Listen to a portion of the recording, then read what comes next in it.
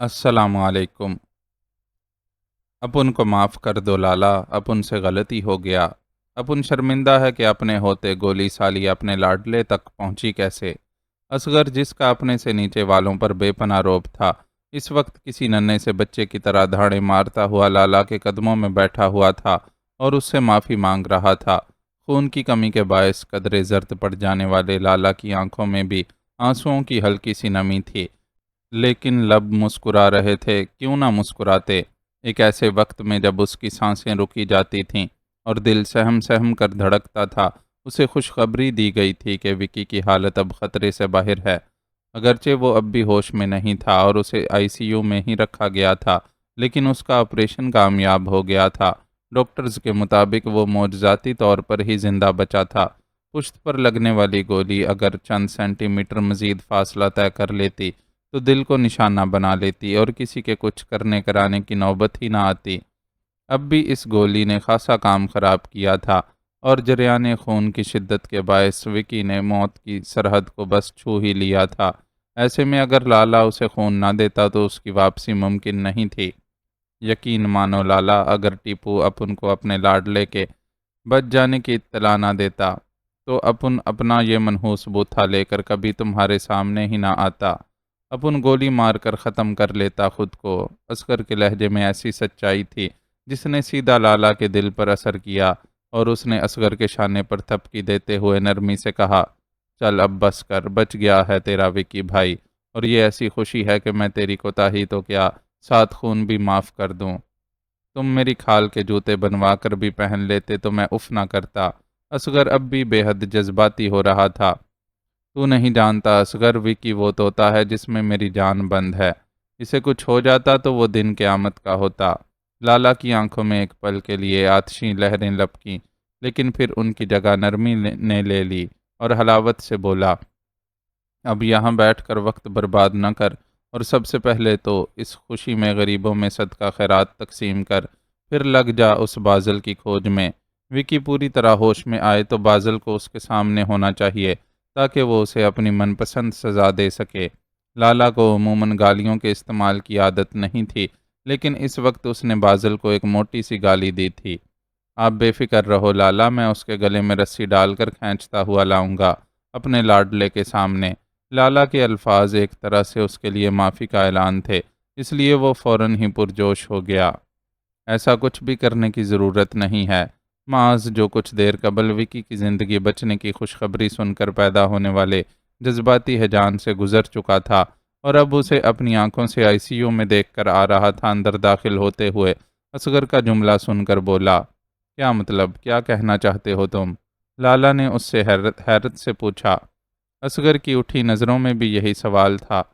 बाज़िल को ढूंढने के लिए कहीं भी जाने की ज़रूरत नहीं है, वो यहीं इसी हस्पताल में मौजूद है। माज का इंकशाफ चौंका देने वाला था। असगर तो फौरन ही भड़क कर खड़ा हो गया। कहाँ है वो? अपन उसके चीथड़े उड़ा कर रख देगा। सुकून से बैठ जाओ, अभी तुम उसे कुछ भी नहीं कर सकते। माज ने तहम्मुल से उसे टोका। क्यों नहीं कर सकता? अगर ये हस्पताल है तो हुआ करे, मैं तो उसके साथ कोई रायत नहीं करूँगा। असगर अपनी जज्बाती कैफियत में उसके अंदाज को समझने से कासिर था, लेकिन लाला की तजर्बाकार निगाहों ने उसके चेहरे का गैर मामूलीपन महसूस कर लिया और असगर को डपटा। तुम थोड़ी देर चुप बैठो असगर, और मुझे वो सुनने दो जो माज बताना चाहता है। उसका हुक्म सुनकर असगर फौरन दुबक गया। हाँ बोलो बरखुरदार, क्या बात है? तुम्हारे चेहरे से तो लगता है कि कोई ख़ास खबर है तुम्हारे पास। जी, ख़ास ही खबर है जो मैं पहले ही आपको सुनाना चाहता था, लेकिन फिर विकी के सिलसिले में खुशखबरी सुनकर इतना जज्बाती हो गया कि वक्ती तौर पर बात जहन से ही निकल गई। कोई बात नहीं, अब बता दो, लाला ने मतानत से कहा। सुबह के करीब कुछ लोग एक कार में बाज़िल को शदीद ज़ख्मी हालत में अस्पताल के बाहर फेंक गए थे। उसकी हालत बहुत ख़राब थी, लेकिन यहाँ उसे तिबी इमदाद देने के बजाय ज़ाब्ते की कार्रवाई की बातें हो रही थीं। मुझे लगा कि पुलिस के आने और कोई कार्रवाई होने तक वो मर जाएगा, इसलिए मुदाखलत करना पड़ी। इस वक्त वो ऑपरेशन थिएटर में है और मैंने अस्पताल इंतज़ामिया को तनबीह कर दी है कि इसकी यहाँ मौजूदगी की खबर किसी सूरत लीक ना हो। क्या ज़रूरत थी उसको बचाने की? अच्छा था कि बाहर सड़क पर एड़ियाँ रगड़ रगड़ कर कुत्ते की मौत मर जाता। اصغر کو بازل کا بچایا جانا پسند نہیں آیا، اس لیے اس کے نام کے ساتھ ایک بڑی سی گالی ٹانک کر اپنے غصے کا اظہار کیا۔ یہ بشریٰ کی خواہش ہے اصغر، ہم سب جانتے ہیں کہ بشریٰ نے اس کے لیے کیا سزا تجویز کی تھی، اور مجھے لگتا ہے کہ اس کی خواہش کی تکمیل کے لیے ہی قدرت بازل کو گھیر گھار کر یہاں لائی ہے۔ لیکن اصغر نے اب بھی کوئی اعتراض کرنا چاہا، مگر لالا نے ہاتھ اٹھا کر اسے کچھ بھی کہنے سے روک دیا۔ معاذ ٹھیک کہہ رہا ہے اصغر، بازل نے بے شک ہم سب کو نقصان پہنچایا ہے، لیکن جو نقصان اس نے بشریٰ کا کیا ہے وہ سب سے زیادہ ہے، اس لیے بشریٰ ہی کو اس کے لیے سزا تجویز کرنے کا سب سے زیادہ حق بھی ہے۔ ٹھیک ہے لالا، اصغر نے فوراً ہتھیار ڈال دیے، پھر معاذ کی طرف رخ کر کے پوچھا، اب کیسی ہے بشریٰ بی بی؟ الحمدللہ بہتر ہے، ڈاکٹرز نے امید دلائی ہے کہ جلدی ریکور کر جائے گی۔ یہ بازل اتنا زخمی کیسے ہوا؟ ادھر جہاں تم لوگوں نے چھاپا مارا تھا وہاں سے تو وہ ٹھیک ٹھاک بچ نکلا تھا، جب تک وکی کی پریشانی تھی سب اسی میں الجھے ہوئے تھے، اس لیے حالات اور خبروں کا کچھ علم ہی نہیں تھا۔ اب دماغ کچھ سوچنے سمجھنے کے لائق ہوا تھا تو زبان پر سوالات بھی آ رہے تھے۔ خبروں سے پتہ چلا ہے کہ بازل نے عرفان اللہ کے گھر میں گھس کر اس پر قاتلانہ حملہ کیا تھا۔ خبروں میں اس سلسلے میں تفصیل تو کوئی نہیں تھی، لیکن مجھے لگتا ہے کہ وہ وہاں سے فرار ہوتے ہوئے سیکیورٹی والوں کے ہاتھوں زخمی ہوا ہوگا اور اس کے ساتھی اپنی جان چھڑانے کے لیے اسے یہاں پھینک گئے ہیں۔ اصغر نے لالا کے سوال کا جواب مع تجزیہ پیش کیا۔ عرفان اللہ پر قاتلانہ حملہ، بچ گیا وہ بدماش یا ابھی زندہ ہے؟ لالا کو اس خبر نے حیران کیا۔ معاذ کے لیے بھی یہ ایک انکشاف ہی تھا۔ میں وکی کی خبر سن کر ہسپتال کے لیے نکلا، اس وقت تک تو زندہ تھا لیکن خبروں میں بتا رہے تھے کہ اس کی حالت نازک ہے، میں ابھی چیک کرتا ہوں۔ اصغر نے جلدی سے اپنا موبائل آن کیا۔ اتنی دیر میں معاذ بھی یہ کام کر چکا تھا۔ مشہور و معروف سیاستدان اور سماجی کارکن عرفان اللہ صاحب، جو گزشتہ شب قاتلانہ حملے کے بعد شدید زخمی حالت میں ہسپتال لائے گئے تھے، زخموں کی تاب نہ لاتے ہوئے دم توڑ گئے ہیں۔ ہسپتال انتظامیہ نے ان کی موت کی تصدیق کر دی ہے، اور خبر جاری ہوتے ہی ہسپتال میں ان کے کارکنوں اور چاہنے والوں کا رش لگ گیا ہے۔ ہم ایک بار پھر آپ کو بتاتے چلیں کہ نیوز اینکر حسب معمول خبر سنانے کے بعد ایک بار پھر اسے دہرا رہی تھی۔ سکرین پر ہسپتال کے مناظر اور ٹکرز بھی چل رہے تھے، کچھ لوگ زارو قطار رو رہے تھے، کچھ نعرے بازی کر رہے تھے، اور کہیں کہیں احتجاج کے نام پر ہنگامہ آرائی بھی کی جا رہی تھی۔ خس کم جہاں پاک، معاذ شکی القلب نہیں تھا کہ کسی کی موت پر خوشی کا اظہار کرتا، لیکن عرفان اللہ جیسے منافق، مکار اور وطن دشمن کی موت کی خبر نے اسے سکون دیا تھا، جس کا اظہار زبان سے بھی ہو گیا تھا۔ یہ تو کوئی بہت ہی عجیب واقعہ ہوا ہے۔ نہیں، اتنا بھی عجیب نہیں، اندر ہی اندر کچھ تو چل رہا تھا، شاید آپس میں ہی ٹھن گئی تھی۔ بازل کا یزدانی ہاؤسنگ اسکیم سے فرار، عرفان اللہ کی مل کے باہر ہونے والا حملہ، اور پھر ہمارے ساتھ ساتھ دوسری پارٹی کا بازل کے ٹھکانے پر ریڈ بتا رہا ہے کہ اندرون خانہ کافی گڑبڑ تھی۔ آپ طاہر بیگ سے پوچھو لالا، آج کل وہ عرفان اللہ پر نظریں گاڑ کر بیٹھا ہوا تھا، اسے ضرور کچھ نہ کچھ معلوم ہوگا۔ اصغر نے مشورہ دیا، جسے صائب محسوس کرتے ہوئے لالا نے فوراً ہی طاہر سے رابطہ کرنے کی کوشش کی، لیکن اس کی طرف سے کال ریسیو نہ کی گئی۔ وہ مصروف ہوگا، صحافی تو ایسے مواقع پر بہت زیادہ ایکٹیو ہو جاتے ہیں۔ معاذ نے اسکرین سکرول کرتے ہوئے طاہر کے کال ریسیو نہ کرنے پر تبصرہ کیا، اور یہ اتفاق تھا کہ اسی وقت اس کے سامنے وہ ویڈیو کلپ آ گیا جس میں طاہر صوفیہ سے بازل کے حوالے سے سوالات کر رہا تھا۔ عرفان اللہ کے اندھے عقیدت مند بے شک ان سوالات کا برا مانتے، لیکن ان میں سے ہر ایک نے ان سوالات کے پیچھے چھپے سچ کو محسوس کیا، اور انہوں نے تسلیم کر لیا کہ بازل کی نفسیاتی اور جذباتی الجھنوں نے عرفان اللہ کی خود غرضی کے رد عمل میں اس سے یہ انتہائی قدم اٹھوایا تھا، اور نتیجے میں وہ خود بھی برے حالوں میں ہسپتال میں موجود تھا، لیکن گنتی کے چند ہی لوگوں کو یہ حقیقت معلوم تھی، اور ہر طرف ایک ہی سوال گونج رہا تھا، بازل کہاں ہے؟ صوفیہ زاہد، یس صوفیہ زاہد، ڈاٹر آف جسٹس زاہد حسین، جسے اس طرح غیر قانونی طور پر یہاں لانا آپ کو بہت مہنگا پڑے گا۔ صوفیہ نے اپنے سامنے بیٹھے کن پٹیوں سے سفید بالوں والے شخص کو غسیلی نگاہ سے دیکھا۔ بابا، وہ جیسے کوئی لطیفہ سن کر محظوظ ہوا، پھر کوہنیوں کو میز پر ٹکا کر ذرا سا آگے کی جانب جھکتے ہوئے بولا، ہماری اس غیر قانونی حرکت کو ایسا قانونی تحفظ حاصل ہے میڈم کہ تمہارے فادر کی ساری قانون دانی خرچ ہو جائے گی اور وہ ہماری دھول کو نہیں پہنچ سکے گا۔ یعنی میں کسی خفیہ ایجنسی کی تحویل میں ہوں، لیکن کیوں؟ وہ اب بھی مقابل کی آنکھوں میں آنکھیں ڈال کر بات کر رہی تھی۔ اس لیے کہ تم صرف ڈاٹر آف زاہد حسین نہیں ہو، تم ڈاٹر آف سمانتھا آئزک بھی ہو۔ ایک ایک لفظ پر زور دیتے ہوئے جواب دیا گیا۔ So what? ویسے بھی ڈیڈی سے شادی کر کے وہ سمانتھا آئزک نہیں رہی تھی، فاطمہ حسین بن گئی تھی۔ بظاہر بہت ٹھنڈے لہجے میں اس کی بات کاٹی گئی۔ آپ اس طرح کسی کو جج کرنے کا کوئی حق نہیں رکھتے۔ اس نے طیش کا مظاہرہ کیا، لیکن وہ خود جانتی تھی کہ اس کا ہر رد عمل محض اداکاری ہے اور حقیقتاً وہ پھنس چکی ہے۔ ہم ہی تو یہ حق رکھتے ہیں کیونکہ ہمارے پاس تمہاری ماں کا مکمل اعمال نامہ موجود ہے۔ ہم جانتے ہیں کہ اس نے کتنی بار پاکستان سے امریکہ کا سفر کیا اور پھر اپنی دوہری شہریت کا فائدہ اٹھاتے ہوئے کتنی بار امریکن پاسپورٹ پر اسرائیل گئی۔ اسرائیل جانا کوئی جرم نہیں، وہاں ان کے ریلیٹیوز رہتے ہیں اور وہ ان سے ملنے وہاں جاتی تھیں۔ بظاہر اس کا لہجہ اب بھی مضبوط تھا، لیکن ہمارے پاس اس کے چند ایسے رابطوں کے شواہد ہیں جو ہمارے ملکی مفادات کے لیے سوالیہ نشان کی حیثیت رکھتے ہیں۔ بکواس! اس نے شدت سے جھٹلایا، پھر لہجے کو تیز کرتے ہوئے بولی، اگر اس الزام میں حقیقت بھی ہو تو اس کے لیے آپ مجھ سے جواب طلبی نہیں کر سکتے۔ فاطمہ حسین اپنے ہر عمل کے لیے خود جواب دہ تھیں۔ آپ ان کی قبر پر جائیں اور پوچھ لیں جو پوچھنا ہے۔ قبر پر جا کر سوال کرنے سے بہتر ہے کہ ہم اس فرد سے سوال کریں جسے وہ وراثت میں اپنا مذہب اور مشن دونوں سونپ کر گئی ہے۔ دوسری طرف کا موقف بہت واضح تھا۔ یہ بے بنیاد الزام تراشی ہے، اس نے احتجاج کیا۔ بے بنیاد کچھ بھی نہیں ہے۔ اگر تمہیں ایسا لگتا ہے تو ہم J&J کمپنی میں تمہاری ملازمت سے بات شروع کرتے ہیں۔ وہاں جاب کرنا کون سا جرم ہے؟ درجنوں پاکستانی لڑکیاں اس کمپنی میں کام کرتی ہیں، لیکن ان میں سے کوئی بھی رابیل شمون عرف میڈم ایکس کی رائٹ ہینڈ نہیں ہے جس کے ذریعے ایک پاکستانی سیاستدان کو گھیر کر اسرائیل کے مفاد میں استعمال کرنے کی منصوبہ بندی کی گئی ہو۔ وہ زہر خند ہوئے۔ یہ سب محض کہانیاں ہیں جن کا تمہارے پاس کوئی ثبوت نہیں ہے۔ اس نے شانے جھٹکے۔ اگر یہ محض کہانیاں ہوتیں تو رابیل عرف میڈم ایکس راتوں رات ملک سے فرار نہ ہو گئی ہوتیں۔ یہ ایک ایسی اطلاع تھی جس نے صوفیہ کو بری طرح چونکا دیا۔ میں بالکل ٹھیک کہہ رہا ہوں۔ تمہاری باس رات کے آخری پہر یہاں سے دبئی روانہ ہو گئی تھی اور ہماری اطلاع کے مطابق اس وقت وہ نیو یارک جانے والی ایک فلائٹ میں موجود ہے۔ ایک بڑی کمپنی کی CEO کے اس طرح کے سفر معمول کا حصہ ہوتے ہیں۔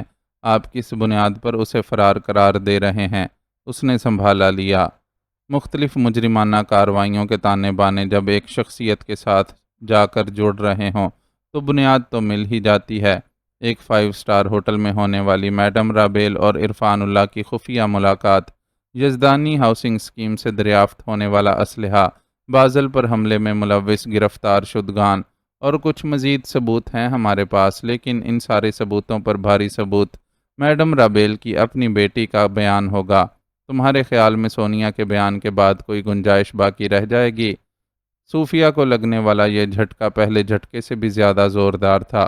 ایک پل کے لیے اس کی بولتی بند ہو گئی، پھر سنبھل کر بولی، آپ شاید داراب خان کی بیوی سونیا خان کی بات کر رہے ہیں، لیکن وہ تو میڈم رابیل کی بیٹی نہیں ہے۔ تھوڑا بہت کاروباری تعلق ہے، لیکن بیٹی کہاں سے ہو گئی؟ وہ داراب خان اسے افغانستان سے شادی کر کے لایا تھا۔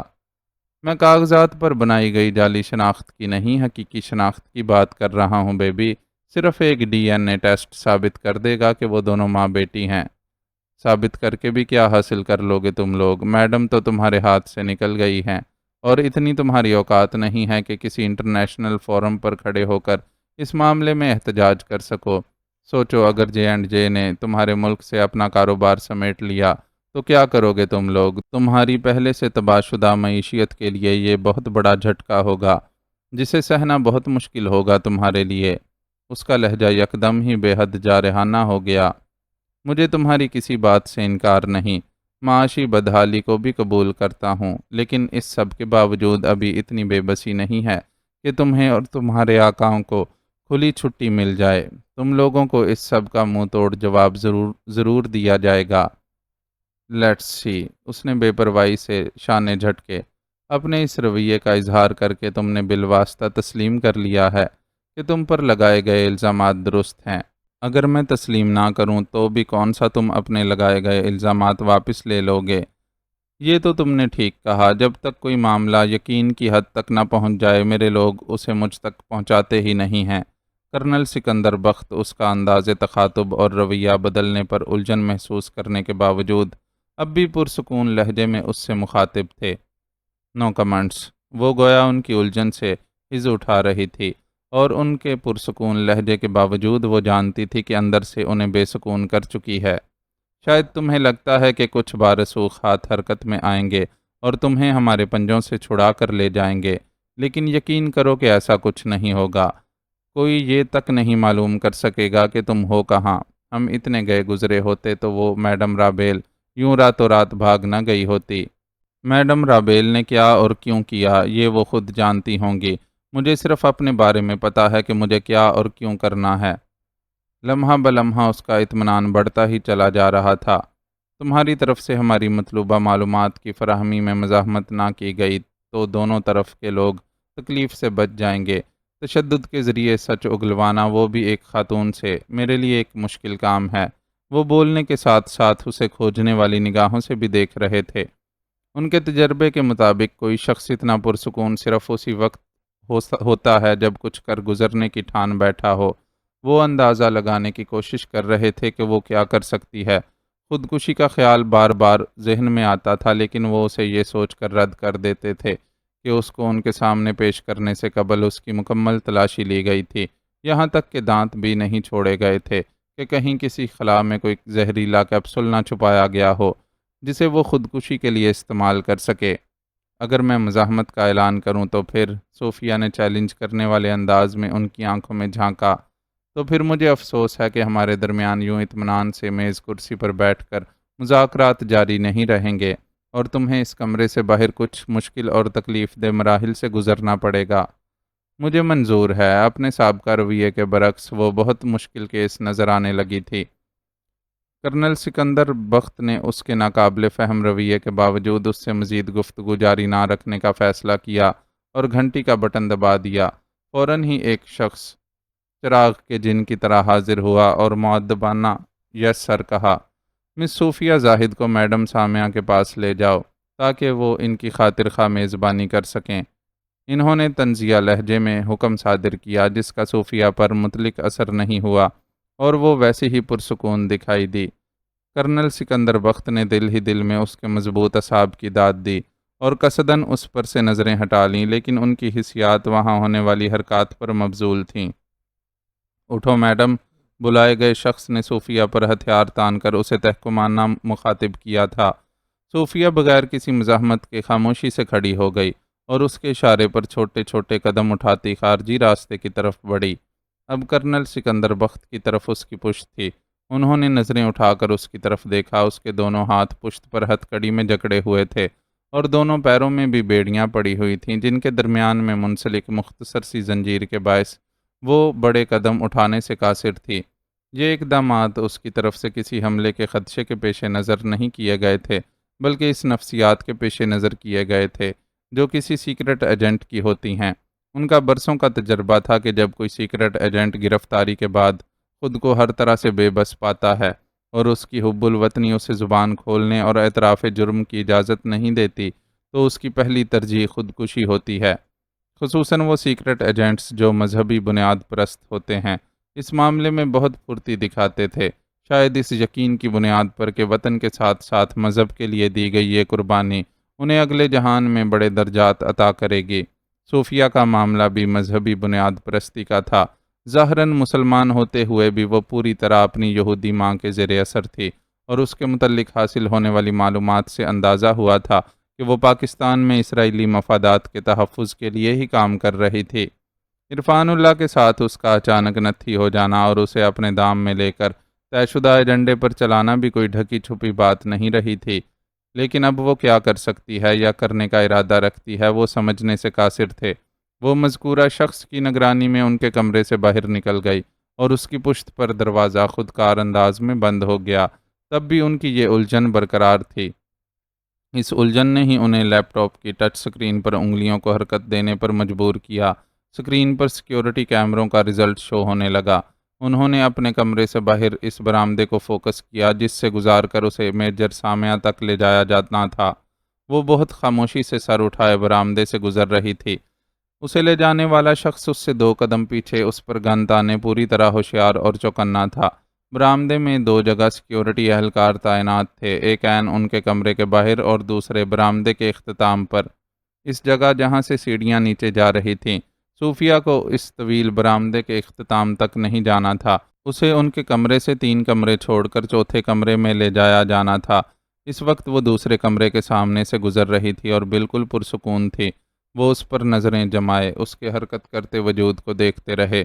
دوسرے کمرے کے سامنے والے برآمدے کا حصہ پار کرتے ہی انہوں نے اس کے جسم میں خفیف سا تناؤ محسوس کیا اور چال میں بھی ہلکی سی تبدیلی محسوس کی۔ وہ بے ساختہ ہی اپنی جگہ سے کھڑے ہو گئے، لیکن انہیں سمجھنے میں معمولی سی تاخیر ہو چکی تھی۔ تیسرے کمرے کے دروازے کے عین سامنے وہ ستون موجود تھا جس کی مرمت کا جاری کام آج رکا ہوا تھا۔ اس ستون کے ساتھ ایک الیکٹرک بورڈ بھی موجود تھا جو اس وقت کھلا ہوا تھا اور اس سے بہت سی تاریں باہر نکلی ہوئی تھیں۔ پرانی عمارت کی پرانی تنصیبات کے باعث یہ انتظام موجود نہیں تھا کہ باقی منزل کو برقی رو کی سپلائی منقطع کیے بغیر صرف اس بورڈ کی ترسیل منقطع کی جا سکے۔ اس لیے خطرے کی علامات اور ستون سے دور رہنے کی ہدایات چسپاں کر کے تحفظ کا عارضی انتظام کیا گیا تھا۔ کسی قسم کے حادثے کا اس لیے بھی خدشہ نہیں تھا کہ اس منزل پر مخصوص لوگ ہی آتے جاتے تھے اور وہ سب اس مسئلے سے آگاہ تھے۔ شنید تھی کہ کل اس منزل کی بجلی کچھ گھنٹوں کے لیے منقطع کر کے مرمت کا کام مکمل کر لیا جائے گا، لیکن جو کچھ اس وقت ہونے جا رہا تھا اسے روکنے کے لیے انہیں بالکل بھی مہلت نہیں مل سکی۔ مسلح شخص کی نگرانی میں چلتی صوفیہ نے اپنے نگران کی توقعات کے بالکل برخلاف چلتے چلتے ذرا سا دائیں جانب جھکائی دی اور کسی تیز رو پرندے کی سی پھرتی سے بجلی کے کھلے بورڈ سے جا ٹکرائی۔ اس نے بورڈ سے ٹکراتے ہوئے اس بات کا اہتمام کیا تھا کہ وہ پشت کے بل اس سے ٹکرائے اور اس کے ہاتھ میں موجود لوہے کی ہتھکڑیاں ننگے تاروں کو چھو جائیں۔ بورڈ کی کم بلندی کی وجہ سے وہ اپنی کوشش میں کامیاب رہی۔ اس کا نگران اس کی طرف ہتھیار بلند کیے پل بھر ہکا بکا سا کھڑا رہ گیا، پھر زور سے چیخ کر کچھ بولا۔ شاید اس نے برآمدے کے آخری سرے پر موجود اپنے ساتھیوں کو برقی رو منقطع کرنے کے سلسلے میں ہدایات دی تھیں، لیکن کرنل سکندر بخت دیکھ سکتے تھے کچھ بھی کرنے کے لیے اب بہت دیر ہو چکی تھی۔ صوفیہ نے اپنے تربیت یافتہ ایجنٹ ہونے کا ثبوت دے دیا تھا۔ وہ ان تک آتے ہوئے اپنی جان لینے کا مقام اور طریقہ طے کر کے آئی تھی اور انہیں اعتراف تھا کہ اسے یہ موقع ان کے لوگوں کے احساس برتری نے فراہم کیا تھا۔ انہوں نے صوفیہ کے سیکرٹ ایجنٹ ہونے سے زیادہ اس کے عورت ہونے کو دماغ میں رکھا تھا۔ اگر ایسا نہ ہوتا تو وہ اس کی آنکھوں پر پٹی باندھ کر ان تک لاتے۔ کیسی ہو بشرا؟ معاذ نے بستر پر دراز بشرا کے الجھے بالوں پر ہاتھ پھیرتے ہوئے اس سے نرمی سے دریافت کیا۔ ڈاکٹرز نے اسے مکمل طور پر خطرے سے باہر قرار دینے کے باوجود بہت تھوڑی دیر کے لیے ملاقات کی اجازت دی تھی کہ فی الحال وہ بہت کمزور ہو چکی تھی اور ریکور کرنے کے لیے اسے اچھے علاج کے ساتھ ساتھ بھرپور آرام کی بھی ضرورت تھی۔ ڈھیٹ ہوں نا، اس لیے ایک بار پھر مرنے سے بچ گئی ہوں۔ بشرا کے ہونٹوں پر یاسیت بھری مسکراہٹ پھیلی ہوئی تھی۔ ایسی فضول باتیں مت کرو، مریں تمہارے دشمن، معاذ نے اسے ٹوکا۔ دشمن کا مرنا بھی تو مجھے قبول نہیں تھا، اس لیے اس کے بے بس ہو جانے کے باوجود تمہیں اس کی موت کا پروانہ جاری نہ کرنے دیا۔ وہ شاید بازل کو زندہ رکھنے کے اپنے فیصلے پر پچھتا رہی تھی۔ تم نے بالکل ٹھیک کیا تھا، وہ شخص اس لائق تھا بھی نہیں کہ اسے آسان موت دی جاتی، لیکن اس کے بچنے سے کئی لوگ موت کے منہ میں بھی تو چلے گئے ہیں۔ مجھے یاد ہے وہاں اس کے ٹھکانے پر بے تحاشا فائرنگ ہو رہی تھی۔ وہاں گھسنے والے تم لوگ ہی تھے نا؟ اس کے لہجے میں گہرا اضطراب تھا۔ وہ لالا کے آدمی تھے جن کا بروقت وہاں پہنچنا تمہاری جان بچنے کا سبب بن گیا۔ اس نے دانستہ اس جملے میں وکی کے زخمی ہونے کا ذکر نہیں کیا۔ اسے اندازہ تھا کہ یہ خبر بشرا جیسی حساس لڑکی کے اعصاب کے لیے بوجھ ثابت ہوگی۔ اور بازل، وہ پکڑا گیا یا وہاں سے بھاگ نکلنے میں کامیاب ہو گیا؟ بازل کے متعلق سوال کرتے ہوئے اس کے لہجے میں خدشات بول رہے تھے۔ وہ اس وقت تو بھاگ نکلنے میں کامیاب ہو گیا تھا، لیکن رب کی لاٹھی سے کب تک بچ کر بھاگتا؟ ایک نہ ایک دن تو اسے اس لاٹھی کی زد میں آنا ہی تھا۔ میں سمجھی نہیں۔ بشریٰ اس کے جواب سے کوئی حتمی نتیجہ اخذ نہیں کر سکی۔ وہ اس وقت مردوں سے بھی بدتر حالت میں اسی ہسپتال میں موجود ہے۔ معاذ اسے مختصراً حالات سے آگاہ کرنے لگا۔ ڈاکٹرز کے مطابق ریڑھ کی ہڈی میں لگنے والی گولی نے اس کا جسم ہمیشہ ہمیشہ کے لیے مفلوج کر دیا ہے۔ اسی طرح اس کے جبڑے جس انجان ہتھیار کی زد میں آئے ہیں، اس نے جبڑوں کے ساتھ ساتھ اس کی زبان کو بھی ناقابل تلافی نقصان پہنچایا ہے، اور اس بات کا امکان نہ ہونے کے برابر ہے کہ وہ زندہ بچ بھی جائے تو کچھ بول سکے۔ وہ ڈاکٹرز سے حاصل ہونے والی اطلاعات اسے فراہم کر رہا تھا، اور اس کی آنکھوں سے خود بخود آنسو امڑتے چلے جا رہے تھے۔ یقین نہیں آ رہا تھا کہ ایک دن قدرت خود ظالم کو گھیر کر اس طرح بے بس کر دے گی۔ تم کیوں روتی ہو؟ اب رونے کے دن گزر گئے، اب تو تم آرام سے بیٹھ کر ظالموں کا انجام دیکھنا۔ یقین کرو تمہارے ساتھ برا کرنے والے سے حساب لینے میں قدرت نے کوئی کسر نہیں چھوڑی ہے۔ بازل کا چہرہ اتنا بھیانک ہو گیا ہے کہ ایک کے بعد دوسری نگاہ ڈالنا مشکل ہے۔ ایسا لگتا ہے اس کے اندر کی ساری بدصورتی اس کے چہرے پر آ گئی ہو۔ چہرہ تو میرا بھی بدصورت ہو گیا ہے۔ بشریٰ کے کہے ایک جملے نے اس کی جوش سے چلتی زبان کو پل بھر کے لیے گنگ کر دیا، لیکن پھر وہ سنبھل گیا اور مسکرا کر محبت سے بولا، مجھے تو تمہارا چہرہ بالکل بھی بدصورت نہیں لگتا۔ دیکھو میں کتنی دیر سے اس چہرے کو مستقل دیکھ رہا ہوں، اور یقین کرو ساری زندگی پلکیں جھپکائے بغیر آرام سے دیکھ سکتا ہوں۔ وہ اسے بہلاتے بہلاتے بے ساختگی میں ایک ایسی بات کہہ گیا تھا جس نے بشریٰ کے زرد رخساروں پر ایک پل کے لیے گلال سا بکھیر دیا، لیکن یہ بس ایک پل ہی تھا جس سے وہ غیر معمولی لڑکی بہت تیزی سے باہر نکل آئی اور ہنس کر بولی، مجھ سے غیر سائنسی اور غیر منطقی باتیں نہ کرو۔ دنیا کا کوئی بھی نارمل انسان کئی گھنٹوں تک پلکیں جھپکائے بغیر نہیں رہ سکتا۔ کہنے میں کیا حرج ہے؟ اس نے بھی جواباً بے پرواہی سے شانے جھٹکے، لیکن حقیقتاً اندر سے وہ اتنا بے پرواہ نہیں تھا۔ بشریٰ پر گزرنے والا کمزور لمحہ اس کی تیز نظروں کی گرفت میں بھی آیا تھا، اور وہ اندر ہی اندر ہل کر رہ گیا تھا کہ اس کے پاس اس کے اتنے قیمتی جذبے کی پذیرائی کی گنجائش ہی نہیں ہے۔ وہ تو اتنی مہلت کو بھی غنیمت جان رہا تھا کہ اسے اس کی تیمارداری کا تھوڑا سا موقع مل گیا تھا۔ حرج ہے پیارے دوست، تم جانتے ہو کہ میں حق گوئی کی پاداش میں اس حال کو پہنچی ہوں، اور مجھے جھوٹ بالکل پسند نہیں۔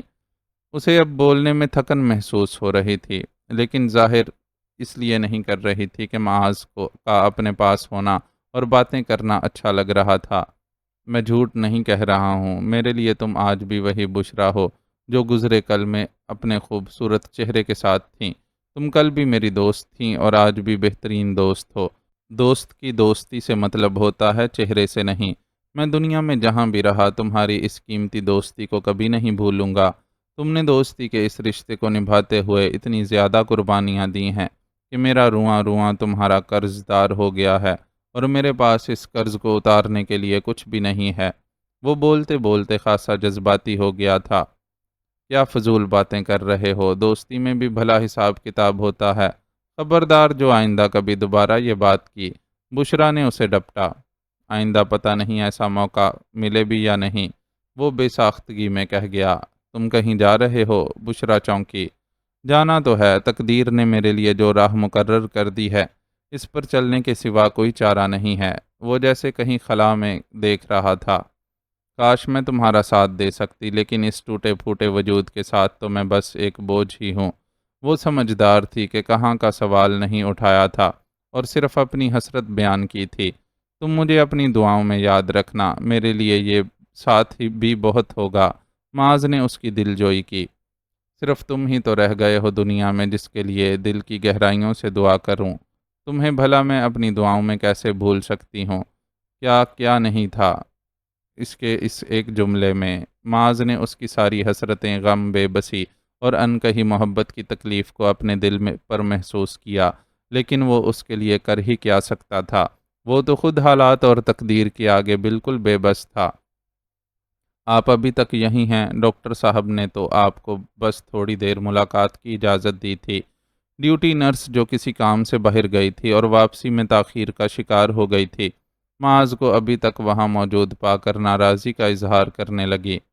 وہ کب اندر آئی تھی؟ اپنی باتوں میں مگن ان دونوں کو پتہ ہی نہیں چل سکا تھا۔ سوری سسٹر، میں بس جا رہا ہوں۔ اس نے جلدی سے معذرت کی اور بشریٰ کو ہاتھ کے اشارے سے بائے کرتا ہوا تیزی سے باہر نکل گیا۔ حقیقتاً نرس کی اس وقت آمد اس کے لیے ایک نعمت ثابت ہوئی تھی، اور وہ ایک بے بس کر دینے والے لمحے کی زد سے بچ کر نکلنے میں کامیاب ہو گیا تھا، لیکن نہیں جانتا تھا کہ ایک دریا سے گزرنے کے بعد ایک اور دریا کا سامنا کرنا باقی ہے۔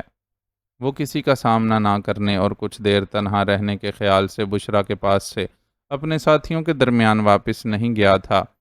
دل میں یہی خیال تھا کہ کچھ دیر ہسپتال کے قریبی پارک میں گزار کر خود کو مجتمع کرے گا اور اس کرب سے نکلنے کی کوشش کرے گا جو بشریٰ کی تباہ ہو جانے والی زندگی نے اس کے اندر بھر دیا تھا۔ گمسم سی اس کیفیت میں وہ شاید اپنے ارد گرد ٹھیک سے دیکھ بھی نہیں پا رہا تھا جو سامنے سے آتے اس شخص سے ٹکرا گیا تھا۔ آئی ایم سوری، میں ذرا بے دہانی میں تھا۔ تو اس نے فوراً ہی تسلیم کر لیا تھا کہ غلطی اسی کی ہے، اس لیے اس شخص سے معذرت خواہ ہوا تھا، لیکن اس شخص کے چہرے پر نظر پڑتے ہی اس کے الفاظ نے ساتھ چھوڑ دیا تھا۔ اٹس اوکے، غلطی میری بھی ہے، جلدی میں ہونے کے باعث میں بھی آپ کو نہیں دیکھ سکا تھا۔ اس شخص نے اس کی طرف ڈھنگ سے دیکھا بھی نہیں تھا اور ہاتھ میں موجود اس فائل کو سنبھالنے لگا تھا جس کے اندر موجود صفحات ٹکر سے بے ترتیب ہو کر باہر نکلنے کو تھے۔ فراز، اس نے خود ہی اسے پکارا تو وہ چونک کر اس کی طرف متوجہ ہوا۔ کیا مجھے پہچانا نہیں؟ پہچان گیا یار، لیکن تم بہت بدل گئے ہو اور پہلی نظر میں پہچان میں ہی نہیں آ رہے۔ فراز نے یہ الفاظ اسے گلے لگاتے ہوئے ادا کیے تھے۔ حالات کا کمال ہے سارا، وہ اداس سا مسکرایا۔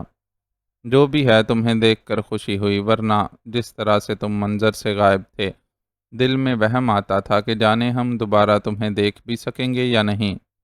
میں خود بھی اپنے پیاروں کی صورت کو ترس گیا تھا۔ اس کے لہجے میں حزن تھا۔ ماموں جان، سعد اور علینا کی کوئی خبر؟ فراز نے فوراً ان کی بابت پوچھا جو سب سے زیادہ اس کے اپنے تھے۔ تفصیلات ہوتی رہیں گی، پہلے یہ بتاؤ کہ تم ہسپتال میں کیا کر رہے ہو؟ وہ اس سوال کے جواب میں سچ نہیں بول سکتا تھا، اس لیے فراز کے سوال کو ٹال دیا۔ صوبیہ کو چیک اپ کے لیے لایا تھا، کسی نے بتایا تھا کہ کراچی میں ایک بہت اچھے پلاسٹک سرجن ہیں جو خصوصیت سے تیزاب سے برن ہونے والے مریضوں کو دیکھتے ہیں۔ معلوم ہوا کہ آج وہ اس وقت یہاں او پی ڈی کرتے ہیں، تو میں صوبیہ کو لے کر یہاں چلا آیا۔ فراز نے بتایا تو اس کے دل کا بوجھ مزید بڑھ گیا۔ وہ اچھی طرح جانتا تھا کہ صوبیہ تیزاب گردی کے جس حادثے کا شکار ہوئی، اس کی بنیاد میں کہیں نہ کہیں اس کی اپنی ذات وجہ تھی۔ کہاں ہے صوبیہ؟ احساس ندامت نے اس کی آواز کو بے حد پست کر دیا تھا۔ وہ ویٹنگ ایریا میں بیٹھی ہوئی ہے، اس کی فائل گاڑی میں ہی رہ گئی تھی تو میں وہ لینے گیا تھا۔ تم بتاؤ، تم یہاں ہسپتال میں کیا کر رہے ہو؟ فراز نے اس کی بابت استفسار کیا۔ ایک دوست کی عیادت کے لیے آیا تھا، اس نے مختصراً جواب دیا۔ فراز بلکہ پھپھو کی پوری فیملی ہی اس کے لیے قابل بھروسہ تھی، لیکن تجربات نے اسے سکھایا تھا کہ کسی کا کم سے کم جاننا ہی اس کے مفاد میں بہتر تھا۔ جو جتنا واقف حال تھا وہ اتنی مشکلات کا شکار تھا۔ اب بھی اس نے بات بدل دی اور فراز کے شانے پر ہاتھ رکھتے ہوئے بولا، چلو صوبیہ کے پاس چلتے ہیں۔ وہ سوچ رہی ہوگی کہ بھائی فائل لینے کہیں لاہور تو نہیں چلے گئے ہیں۔ ہاں یار، تمہیں دیکھ کر میں ایسا حیران ہوا کہ اس کا خیال ہی ذہن سے نکل گیا۔ واقعی وہ میری راہ دیکھ رہی ہوگی۔ فراز نے اپنے قدم آگے بڑھا دیے۔ معاذ اس کے ہم قدم تھا۔ ویٹنگ ایریا میں کچھ اور لوگ بھی بیٹھے ہوئے تھے، لیکن معاذ کی نظروں نے فوراً ہی صوبیہ کو جا لیا۔ اس نے اپنے بے مثال خوبصورت اور لمبے بالوں کو شاید جوڑے کی شکل میں لپیٹ رکھا تھا جو وہ اس کے سر پر موجود سکارف میں سما گئے تھے، اور ان کی معمولی سی جھلک بھی دکھائی نہیں دے رہی تھی۔ اس کا چہرہ بھی فیس ماسک کے پیچھے چھپا ہوا تھا، لیکن وہ اپنی خوبصورت روشن آنکھوں سے پہچانی جا رہی تھی۔ آنکھیں یقیناً فراز کی منتظر داخلی راستے پر ہی جمی ہوئی تھیں۔ جب ہی اس نے فراز کے ساتھ آتے معاذ کو فوری طور پر دیکھ لیا، بڑی بڑی آنکھوں میں حیرت کا سمندر امڈ آیا اور وہ بے اختیار ہی اپنی جگہ سے کھڑی ہو گئی۔ فراز کے ساتھ چلتا معاذ اس کے سامنے جا کھڑا ہوا۔ معاذ، معاذ، یہ تم ہو؟ مجھے اپنی آنکھوں پر یقین نہیں آ رہا۔ ضبط کے باوجود آنسو آنکھوں سے ٹپک پڑے۔ شاید تمہیں لگا کہ میں کہیں مر کھپ چکا ہوں۔ اب وہ مسکراتا تھا تو مسکراہٹ میں حزن لازمی چھلکتا تھا۔ بالکل نہیں، صوبیہ نے جلدی سے تردید کی۔ تمہارے لیے تو میں بہت پر امید تھی اور ڈھیروں دعائیں بھی کرتی تھی، بلکہ سچ پوچھو تو ماموں جان، سعد اور علینا کے لیے بھی ہر روز دعا کرتی ہوں۔ ان کی موت کی اطلاع کے باوجود میرے دل و دماغ نے کبھی انہیں مردہ تسلیم ہی نہیں کیا، اور ہمیشہ یہی لگتا ہے کہ ایک دن اچانک وہ لوگ ہنستے مسکراتے میرے سامنے آ جائیں گے۔ صوبیہ بالکل ٹھیک کہہ رہی ہے، مجھے بھی ایسا ہی لگتا ہے کہ ہمیں ان کی موت کی غلط خبر دی گئی ہے، اور وہ لوگ اس دنیا میں ہی کہیں موجود ہیں۔ اس لیے تو میں نے تم سے ان کی تعزیت کرنے کے بجائے ان سے متعلق کسی خبر کا پوچھا تھا۔ فراز نے بھی بہن کا ساتھ دیا۔ ان دعاؤں کو ہمیشہ جاری رکھنا میرے پیارو، دعائیں معجزے دکھاتی ہیں، اور ہم جن حالات میں گر گئے ہیں ان سے نکلنے کے لیے معجزہ ہی درکار ہے۔ معاذ نے ایک ٹھنڈی سانس لیتے ہوئے ایسا جواب دیا جو مبہم ضرور تھا، لیکن اس میں جھوٹ شامل نہیں کیا گیا تھا۔ خود سے مخلص لوگوں سے جھوٹ بولنا آسان ہوتا بھی نہیں ہے۔ تم اپنے بارے میں تو کچھ بتاؤ کہ کیسے ہو، کہاں رہ رہے ہو، اور ہم سے رابطہ کیوں نہیں کیا؟ اب وہ تینوں کرسیوں پر براجمان ہو چکے تھے اور دھیمی آواز میں گفتگو کر رہے تھے۔ ڈاکٹر کے کمرے میں موجود مریض کے بعد ایک اور مریض کا نمبر تھا، پھر صوبیہ کی باری آتی۔ کیسا ہوں یہ تو تم دیکھ ہی رہی ہو، کہاں رہ رہا ہوں اس کا جواب نہیں دے سکتا، البتہ یہ بتا سکتا ہوں کہ تم لوگوں سے ملنے کیوں نہیں آئے؟ سوال ایک سرگوشی کی صورت صوبیہ کے لبوں پر آیا۔ میری ذات سے میرے پیاروں کو بہت نقصان پہنچ چکا، اس لیے اب میں سب کو اپنے سائے سے بھی دور رکھنا چاہتا ہوں۔ ایسا کیوں کہہ رہے ہو؟ ایسا مت سوچو معاذ۔ صوبیہ گویا تڑپ گئی۔ وہ چہرہ جس پر پڑنے والی ہر نظر واپس پلٹنا بھول جاتی تھی، اسے اس سرجیکل ماسک کے پیچھے چھپا کر بیٹھی ہو، پھر بھی ایسی باتیں کر رہی ہو۔ معاذ کے اندر کی اذیت و ندامت اس کی زبان پر آ گئی۔ وہ دیکھ سکتا تھا کہ چہرے کا بیشتر حصہ ماسک میں چھپا ہونے کے باوجود دائیں جانب کنپٹی کے نیچے سے اس کی کھال جھلسی ہوئی تھی، اور یقیناً اس سے نیچے رخسار بھی۔ اگر ایسا نہ ہوتا تو وہ یہاں اس انتظار گاہ میں نہ بیٹھی ہوتی، اور اس کا چہرہ ماسک کے پیچھے نہ چھپا ہوتا۔ ہر شخص کو اپنی قسمت میں لکھی تکلیف اٹھانی پڑتی ہے، تم خواہ خود کو الزام نہ دو۔ صوبیہ نے اسے ٹوکا تو فراز نے بھی اس کا ساتھ دیا اور بولا، صوبی ٹھیک کہہ رہی ہے، ہمیں تم سے کوئی شکوہ نہیں ہے، اس لیے بہتر ہے تم بھی خود کو اس سب کے لیے ذمہ دار نہ سمجھو۔ کیسے نہ سمجھوں؟ یہ سب مجھ سے ہی تو شروع ہوا تھا، وہ خود اذیتی کا شکار ہو رہا تھا۔ چلو مان لیا کہ تم سے شروع ہوا تھا، لیکن اس میں تمہارا کوئی قصور تو نہیں ہے نا؟ تم کوئی آوارہ بدماش لڑکے تو نہیں تھے نا جو اپنی باہر کی لڑائی گھر لے آئے تو ہم تم سے گلہ کریں؟ تم پر ایک آزمائش آئی ہے جس میں ہم بھی حصے دار بن گئے ہیں۔ کوئی بات نہیں، ہم ایک فیملی ہیں، اور فیملی کو وقت پڑنے پر قربانی دینی پڑتی ہے۔ فراز بہت سلجھا ہوا لڑکا تھا، اور اس وقت اپنے رویے سے اس کا ثبوت بھی دے رہا تھا۔ یہ تو تم لوگوں کی اعلیٰ ظرفی ہے جو اس انداز میں سوچتے ہو، لیکن میرے دل پر اس بات کا بڑا بوجھ ہے کہ میری وجہ سے صوبیہ کے ساتھ اتنا برا ہو گیا۔ اس نے گویا صوبیہ کی ماسک کے پیچھے چھپی بدصورتی کو اپنی نظروں سے کھوجا۔ بے عیب حسن کو داغ لگ چکا تھا، اور وہ جانتا تھا کہ گزرے کل میں جس لڑکی کے لیے رشتوں کی قطاریں لگی رہتی تھیں، اب مشکل ہی سے اسے کوئی ہم پلہ رشتہ مل سکے گا۔ کچھ برا نہیں ہوا میرے ساتھ؟ صوبیہ نے ایک لمحے کی بھی تاخیر کیے بغیر سخت لہجے میں اس کی بات کی تردید کی، اور پھر قدرے ناراضی سے بولی، تمہیں کیا لگتا ہے کہ کسی کی خوبصورتی کو داغ لگ جانے کا مطلب یہ ہے کہ اس کی پوری زندگی خراب ہو گئی ہے؟ اگر کہیں ایسا ہوتا بھی ہے تو میرے معاملے میں ایسا کچھ نہیں ہے۔ میں کل بھی ڈاکٹر بن کر اپنے لوگوں کی خدمت کرنا چاہتی تھی، اور آج بھی اس مشن کے لیے پرعزم ہوں۔ اس کے لہجے کی مضبوطی معاذ کو حیران کر رہی تھی۔ یہ وہی لڑکی تھی جو اس کے نام سے چھیڑے جانے پر چھوئی موئی سی بن جاتی تھی، اور اب اس کے لہجے میں پہاڑوں کا سا عزم تھا۔ صوبیہ نے اس کی کیفیت کو بھانپ لیا اور بولی، حیران نہ ہو، خدا جب کسی کو آزمائش سے گزارتا ہے تو اسے ہمت اور حوصلہ بھی دیتا ہے، اور عمل کی نئی راہیں بھی دکھاتا ہے۔ میں نے بھی اس تکلیف سے گزر کر اپنے لیے ایک اہم فیصلہ کیا ہے۔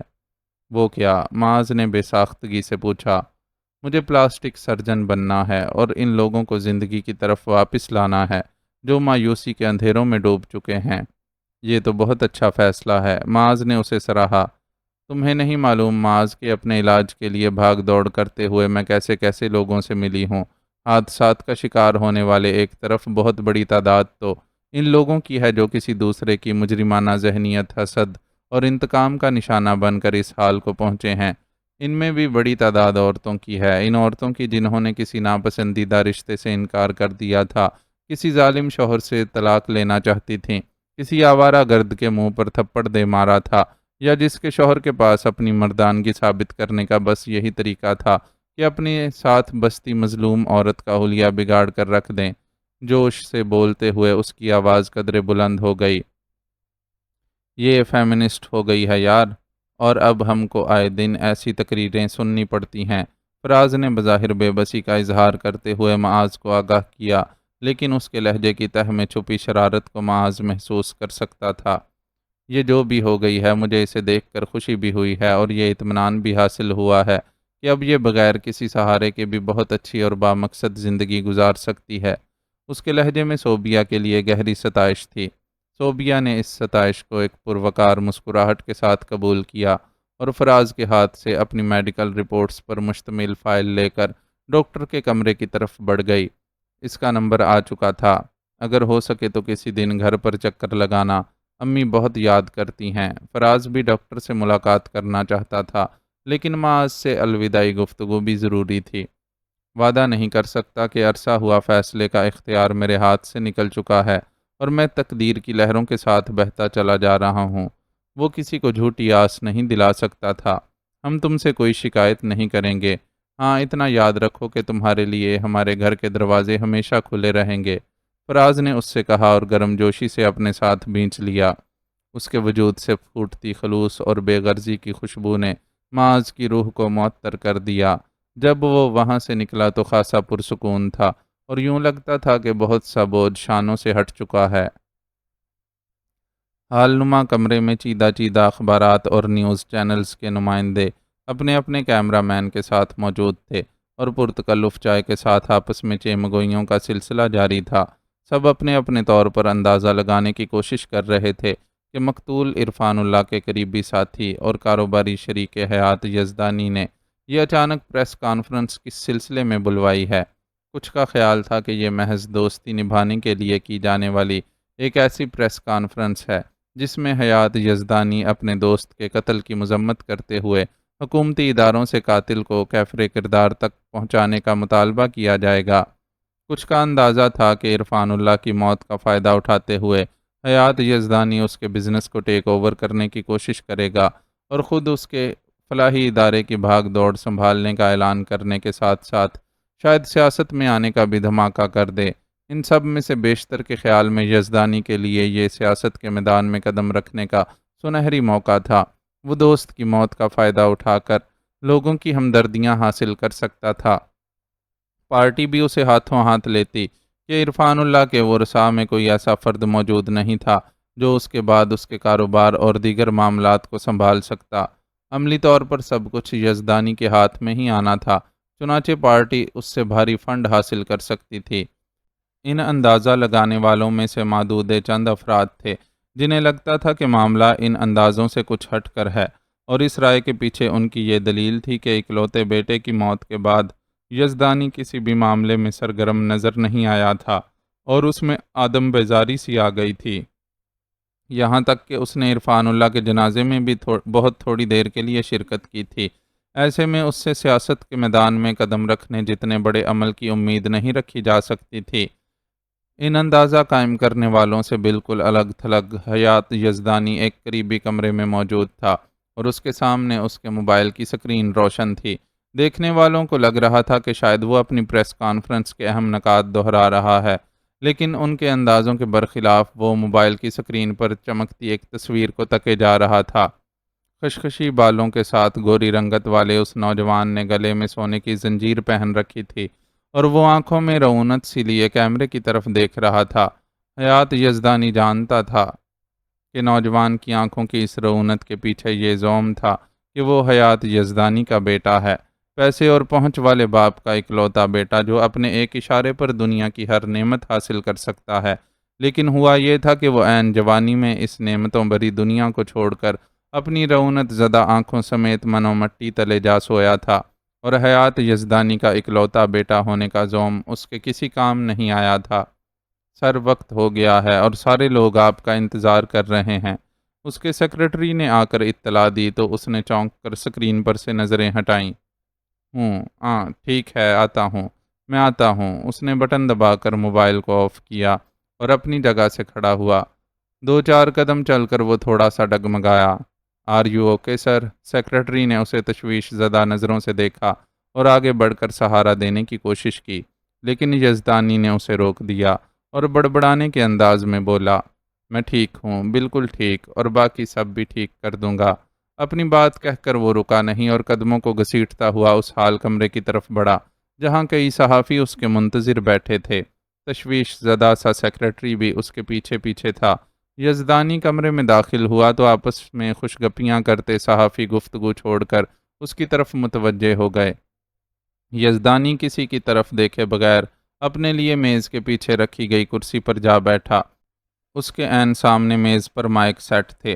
وہ کچھ دیر یوں ہی سر جھکائے بیٹھا رہا، پھر یہاں سے وہاں تک حال میں نظریں دوڑائیں۔ ہم منتظر ہیں جناب۔ آخر کار کسی کا حوصلہ جواب دے گیا اور اس نے یزدانی کو اس کی خاموشی پر ٹوکا۔ آپ سب کی آمد کا بہت شکریہ صاحبو، میں آپ کا بہت زیادہ وقت نہیں لوں گا، بس کچھ اعترافات ہیں جو آپ کے روبرو کرنے ہیں اور کچھ قرض ہیں جن کا اتارنا بہت ضروری ہے۔ اس نے بولنے کا آغاز کیا تو تمہیدی جملوں نے ہی سب کو سیدھا ہو کر بیٹھنے اور ہمتن گوش ہونے پر مجبور کر دیا۔ عرفان اللہ کا بزنس پارٹنر یزدانی اہم پریس کانفرنس کر رہا تھا۔ وہاں موجود صحافی اس کے بولنے کے منتظر تھے۔ آپ سب جانتے ہیں کہ میں اس شہر کا ایک جانا مانا بلڈرز ہونے کے ساتھ ساتھ دیگر بھی کئی طرح کے کاروبار میں ملوث ہوں۔ ان میں اکثریت میں میری عرفان اللہ کے ساتھ سانجھ داری بھی ہے اور ماضی میں ہم آپس کے مشوروں اور تجاویز سے کاروبار کو مسلسل وسعت دیتے رہے، لیکن اب صورتحال یہ ہے کہ میرا اکلوتا بیٹا فوت ہو چکا ہے اور میرے بعد اس وسیع کاروبار کو سنبھالنے کے لیے کوئی موجود نہیں ہے۔ کچھ ایسا ہی معاملہ عرفان اللہ کے ساتھ بھی ہے۔ ان کا بیٹا سلطان لندن میں زیر علاج ہے اور اب تک اس کی صحت یابی کے سلسلے میں کوئی زیادہ امید نہیں بندھی ہے۔ ہو سکتا ہے اسے دوبارہ اپنے قدموں پر کھڑا ہونے کے لیے ایک طویل عرصہ لگ جائے، یا پھر یہ بھی ہو سکتا ہے کہ وہ کبھی کھڑا ہی نہ ہو سکے۔ کیا آپ کوئی ٹرسٹ قائم کرنے کا سوچ رہے ہیں؟ ایک عجلت پسند صحافی نے اپنے قائم کردہ اندازے کے مطابق عجلت میں سوال داغا۔ اس کی اس حرکت پر باقیوں نے اسے تیز نظروں سے گھورا۔ سوال جواب سلسلہ پریس کانفرنس کے اختتام پر سب سے آخر میں طے تھا۔ اپنے اکلوتے بیٹے کی موت کے بعد مجھے اس دنیا کی بے ثباتی کا بہت شدت سے احساس ہوا ہے اور میں نے کچھ اہم فیصلے کیے ہیں جن سے آگاہ کرنے کے لیے میں نے آج آپ کو زحمت دی ہے۔ صحافی کی مداخلت کا اثر لیے بغیر یزدانی نے اپنی بات کو جاری رکھا۔ میرا سب سے پہلا فیصلہ تو یہ ہے کہ عرفان اللہ کے جس کاروبار میں میری پارٹنرشپ ہے میں اس سے اپنے شیئرز الگ کر رہا ہوں۔ اس سلسلے میں بہت جلد میرا وکیل کارروائی شروع کر دے گا۔ اس کا پہلا ہی اعلان چونکا دینے والا تھا۔ سوچنے والے سوچ رہے تھے کہ وہ عرفان اللہ کے پورے کاروبار پر قبضہ کر لے گا، لیکن وہ تو اپنا راستہ ہی الگ کر رہا تھا، جس کے نتیجے میں عرفان اللہ کے کاروبار کو شدید دھچکا لگتا اور یقیناً اس کی بیوہ کے بس میں نہیں ہوتا کہ وہ اس دھچکے سے سنبھل کر کاروبار کو سنبھال سکے۔ میرے اس فیصلے کو خود غرضی پر محمول نہ سمجھا جائے۔ اصل بات یہ ہے کہ میں ان سارے جھنجھٹوں سے آزاد ہونا چاہتا ہوں، اور یقیناً عرفان اللہ کی بیوہ بھی بزنس سنبھالنے کی اہلیت نہیں رکھتی ہیں، تو ان کے لیے بہتر یہی ہوگا کہ اپنے شیئرز فروخت کر کے سکون سے زندگی گزاریں۔ لیکن بہرحال یہ صرف ایک مشورہ ہے اور اصل فیصلہ وہ اپنی ثوابدید پر کرنے کا حق رکھتی ہیں۔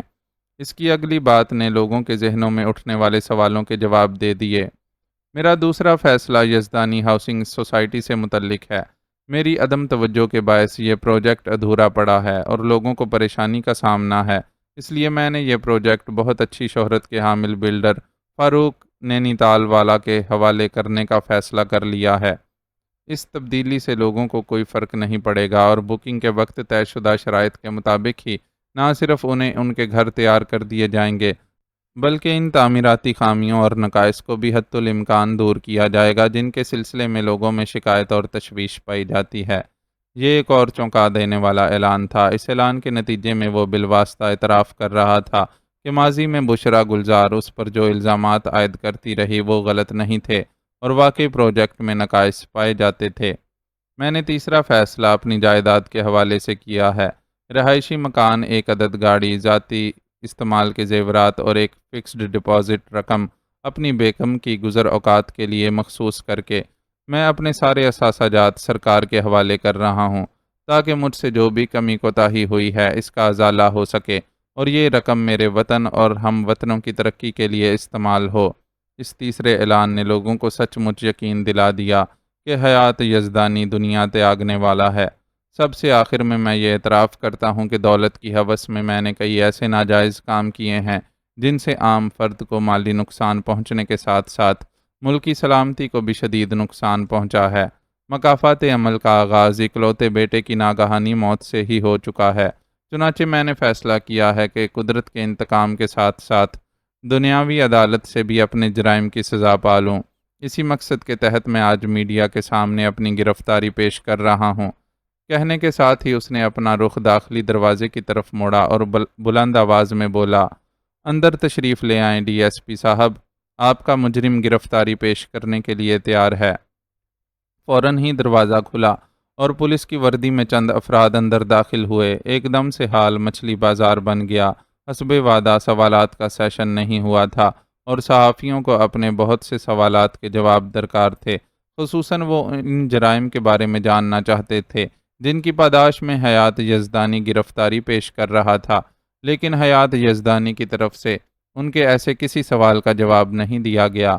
سر، کم از کم یہ تو بتا دیں کہ جس طرح عرفان اللہ صاحب آپ کے بزنس پارٹنر تھے، کیا اسی طرح کرائم پارٹنر بھی تھے؟ بہت سے سوالوں میں سے یہ ایک ایسا سوال تھا جس کا جواب دینا حیات یزدانی نے ضروری سمجھا اور پولیس والوں کے ساتھ جاتے جاتے رک کر بولا، عرفان اللہ کا کردار اور اعمال دونوں اس کے ساتھ قبر میں دفن ہو چکے ہیں، اس لیے میں اس بارے میں پبلک کے سامنے کسی قسم کا تبصرہ نہیں کروں گا۔ البتہ ملکی مفاد اور سالمیت کے حوالے سے جو کچھ میرے علم میں ہے اس سے قانون کو آگاہ کرنا میرا فرض ہے اور میں یہ فرض ضرور ادا کروں گا۔ یعنی عرفان اللہ صاحب ایسی سرگرمیوں میں ملوث رہے ہیں جو ملکی مفاد اور سالمیت کے لیے خطرہ تھے۔ وہ صحافی تھے بال کی کھال اتارنا جن کی گھٹی میں شامل ہوتا ہے، اس لیے فوراً ہی ان کی بات سے نتیجہ اخذ کیا گیا۔ نو کمنٹ۔ حیات یزدانی نے اپنے ہونٹوں پر مہر لگا لی۔ اب یہ زبان صرف وہیں کھلتی جہاں کھلنے کا کوئی نتیجہ نکلتا۔ عوام کو تبصروں تجزیوں کے لیے ایک موضوع دے دینے سے کچھ وصول ہونے والا نہیں تھا۔ آج تو تم بہت بہتر لگ رہی ہو، معاذ نے اپنے سامنے ڈائننگ ٹیبل پر بیٹھی بشرا کو دیکھتے ہوئے تبصرہ کیا۔ وہ ہسپتال سے گھر منتقل ہو چکی تھی اور لالا عیسیٰ کی رہائش گاہ پر ہی مقیم تھی۔ معاذ کا البتہ آنا جانا لگا رہتا تھا اور کچھ معلوم نہ ہوتا تھا کہ وہ کس وقت کہاں موجود ہے۔ الحمدللہ میں بالکل ٹھیک ہوں، لیکن تم بتاؤ کہ تم کن ہواؤں میں اڑتے پھرتے ہو؟ بشرا نے اس کی طرف ہاف فرائی انڈے کی پلیٹ بڑھاتے ہوئے جواب کے ساتھ ہی سوال داغا۔ میں ناشتہ کر چکا ہوں، بس ایک کپ چائے پیوں گا۔ معاذ نے ہاتھ کے اشارے سے روکا اور اپنی خواہش ظاہر کی۔ کون ہے بھائی جو تمہیں یوں ناشتے کھانے کھلا رہا ہے کہ تم دوستوں کی طرف رخ کرنا بھول جاتے ہو؟ اس نے اپنے سوال کو نئے الفاظ پہنائے۔ تم تو بالکل بیویوں کی طرح پوچھ گچھ کر رہی ہو۔ معاذ اس کے انداز پر ہنس پڑا۔ ایسی تو کوئی بات نہیں۔ پیالی میں چائے انڈیلتی بشرا کا ہاتھ ذرا سا کانپ گیا اور آنکھوں نے بیک وقت کئی رنگ بدل ڈالے۔ خجالت، حسرت، تڑپ، بہت کچھ تھا ان رنگوں میں۔ معاذ کا دل دکھا، لیکن وہ اس کے لیے کچھ کر بھی نہیں سکتا تھا، اس لیے بات بدل دی۔ میری چھوڑو، اپنی بتاؤ، مستقبل کے کیا ارادے ہیں تمہارے؟ جو کچھ بیتنا تھا بیت چکا، اب تمہیں آگے کی زندگی پلان کرنا ہوگی۔ مہناز سے بات ہوئی تھی میری، وہ میڈم تاجور کا پارلر چھوڑ کر اپنا ذاتی پارلر بنا رہی ہے۔ اس نے مجھے آفر کی ہے کہ میں پہلے کی طرح اس کے ساتھ اس کے اپارٹمنٹ میں رہوں تاکہ وہ گھر کی فکر سے آزاد رہ کر اپنے کام پر فوکس کر سکے۔ بدلے میں وہ مجھے میری تعلیم مکمل کرنے اور لکھنے لکھانے کے کام میں مکمل سپورٹ کرے گی۔ بشرا نے بھی خود پر تیزی سے قابو پا لیا اور اسے مہناز کی پیشکش کے بارے میں آگاہ کیا۔ بری پیشکش نہیں ہے، لیکن تم چاہو تو کسی ہاسٹل میں بھی تمہاری رہائش کا انتظام ہو سکتا ہے۔ اخراجات کا کوئی مسئلہ نہیں، سب کچھ مینج ہو جائے گا۔ چائے کا گھونٹ بھرتے ہوئے اس نے بشرا کی بات غور سے سنی اور اسے ایک اور انتخاب کا موقع دیا۔ نہیں، مجھے مہناز کی آفر اچھی لگی ہے۔ اپنے مسائل کی وجہ سے وہ بازل کے جال میں پھنس کر مجبور ہو گئی تھی، ورنہ خود ذاتی طور پر بری لڑکی نہیں ہے۔ سچ پوچھو تو اگر میں بازل کی رسائی میں ہوتے ہوئے بھی اب تک زندہ رہی تو اس میں مہناز کا بہت ہاتھ تھا۔ میرا دل کہتا ہے کہ میں اس کی پیشکش قبول کر لوں۔ اگر دل کہتا ہے تو ضرور کر لو، معاذ مسکرایا۔ کر لوں گی، ویسے بھی بیچارے دل کی فرمائش پوری کرنے کا موقع کم کم ہی ملتا ہے۔ اس کی بات نے معاذ کی مسکراہٹ بجھا دی۔ وکی کا بتاؤ، وہ کیسا ہے؟ دوبارہ اسے دیکھنے جانے کا موقع ہی نہیں مل سکا۔ اسے احساس ہوا کہ وہ ایسی بات کر کے معاذ کے ساتھ کچھ زیادتی کر گئی ہے، اس لیے جلدی سے موضوع بدل دیا۔ وہ بہت بہتر ہے، جلد ڈسچارج بھی ہو جائے گا۔ میں یہاں سے ہسپتال ہی جاؤں گا، تم بھی میرے ساتھ چلو، معاذ نے اسے پیشکش کی۔ ٹھیک ہے، میں ناشتے کے بعد تیار ہو کر آتی ہوں۔ تمہیں ٹائم کا تو ایشو نہیں ہے نا؟ تھوڑی دیر انتظار کر لو گے میرا؟ بالکل کر لوں گا، تم ایسا کرو کہ اطمینان سے ناشتہ کر کے تیار ہو، میں اس دوران لالا سے ملاقات کر لیتا ہوں۔ معاذ نے اپنی پیالی سے آخری گھونٹ بھرا اور لالا سے ملاقات کے لیے اٹھ گیا۔ لالا نے بہت خوش دلی سے اس کا استقبال کیا۔ اب مجھے یہاں اس سب کے درمیان نہیں رہنا ہے، میں جنت میں دن کاٹ کر آیا ہوں اور اب صرف اس انتظار میں ہوں کہ وکی سفر کے لائق ہو جائے تو اسے ساتھ لے کر ہمیشہ ہمیشہ کے لیے اس جنت میں منتقل ہو جاؤں۔ کچھ دیر ادھر ادھر کی باتیں کرنے کے بعد لالا نے اسے اپنے پروگرام سے آگاہ کیا تو وہ سمجھ گیا کہ لالا شمال کے اس گاؤں کا ذکر کر رہا ہے جہاں علینا سمیت اس کے خاندان کے باقی افراد مقیم ہیں۔ میری مانو تو تم بھی چلو ہمارے ساتھ، یہاں اس شہر میں زندگی کے بہت بکھیڑے ہیں، وہاں ہم تازہ ہوا میں سانس لیتے ایک سادہ اور بے ریا زندگی کو بہت انجوائے کریں گے۔ لالا کی پیشکش میں ایسی سادگی اور معصومیت تھی کہ محسوس ہی نہ ہوتا تھا کہ وہ اتنے عرصے تک اتنا بڑا گینگ چلاتا رہا ہے۔ جنت اتنی آسانی سے ہر کسی کو کہاں ملتی ہے، میں ان خوش نصیبوں میں سے نہیں جو جنت میں رہ سکیں۔ میری ڈیوٹی ان پر لگ گئی ہے جو دوسروں کے لیے اس دنیا میں جہنم بھڑکاتے رہتے ہیں۔ اس نے آہستہ سے لالا کو آگاہ کیا تو وہ کچھ دیر تک اس کی شکل تکتا رہا، پھر رشک بھرے لہجے میں بولا، ایسی ڈیوٹیاں خوش نصیبوں کی لگتی ہیں۔ افسوس کہ جوانی کا وہ دور جب جسم میں طاقت اور دل میں جرت تھی، ہم نے جرم کی دنیا میں گزار دیا۔ اب جب کہ احساس ہوتا ہے کہ زندگی کسی اور طور بھی گزاری جا سکتی تھی تو پلے ہی کچھ نہیں رہا۔ ہم اب نہ وطن کی حفاظت کے جوگے رہے ہیں، نہ انسانیت کی خدمت کے۔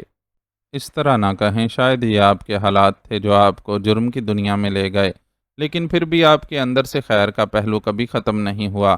یہ آپ کے اندر کی خیر ہی ہے جو آپ نے اتنی آسانی سے اس دنیا کو چھوڑنے کا فیصلہ کر لیا ہے اور اپنی ساری دولت فلاحی کاموں کے لیے مختص کر دی ہے، ورنہ آپ چاہتے تو اب بھی دنیا کے کسی خطے میں عیش و آرام کی زندگی گزار سکتے تھے۔ معاذ نے اس کے دونوں ہاتھ تھامتے ہوئے اسے سراہا تو لالا مسکرا دیا اور بولا، منصوبہ بندی تو میری کچھ ایسی ہی تھی، لیکن خدا نے میرے لیے اس سے بہتر سوچ رکھا تھا۔ آج میں جان چکا ہوں کہ کسی خوبصورت ولا میں ملازمین کی فوج کے ساتھ رہنے اور محفل ناؤ سجا کر موج مستی کرنے کے مقابلے میں وہ زندگی زیادہ خوبصورت اور پرمسرت ہے جس میں سادگی اور اپنوں کا پیار شامل ہو۔ میں کبھی اپنے بھائی کو کھل کر پیار نہیں کر سکا، وکی کو سگا بھتیجا ہوتے ہوئے دل بھر کر گلے نہیں لگایا، لیکن اب اپنے پوتے کے ساتھ رج کر پیار کروں گا، اسے اپنے کندھے پر بٹھاؤں گا، اس کے ساتھ کھیلوں گا اور وہ سب کچھ کروں گا جو ایک گینگسٹر ہونے کی وجہ سے نہ کر سکا۔ اس کی آنکھوں میں ڈھیروں خواب روشن تھے۔ اللہ آپ کے سارے خواب پورے کرے گا، معاذ نے اسے دل سے دعا دی۔ ایک ایسا شخص جو عام آدمی کی طرح خواب نہ دیکھ سکتا تھا، دوسروں کو سچے دل سے دعا تو دے ہی سکتا تھا۔ معزز ناظرین و سامعین، لائک، کمنٹس اور شیئر ضرور کریں، شکریہ۔